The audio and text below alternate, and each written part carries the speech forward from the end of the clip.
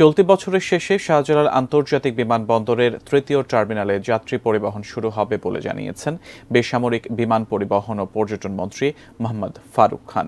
সকালে তৃতীয় টার্মিনালের নির্মাণ কাজের অগ্রগতি পরিদর্শনে গিয়ে এ তথ্য জানান তিনি।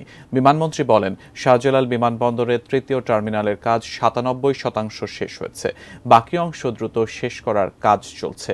শাহজালাল আন্তর্জাতিক বিমানবন্দরে ফ্লাইট পরিচালনায় সক্ষমতা বাড়াতে এরই মধ্যে দ্বিতীয় রানওয়ে করার পরিকল্পনা চলছে জানিয়ে মন্ত্রী আরো বলেন, দ্বিতীয় রানওয়ে নির্মাণে বেশ কিছু প্রতিবন্ধকতা রয়েছে। বিমানবন্দরের আশেপাশে ভবন হয়ে গেছে, তারপরও কিভাবে দ্বিতীয় রানওয়ে করা যায় তা নিয়ে পরিকল্পনা চলছে।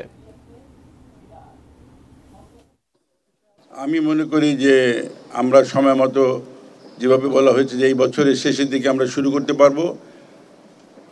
আপনারা যদি একটু খোঁজ খবর নিয়ে দেখেন, পৃথিবীর কোনো দেশে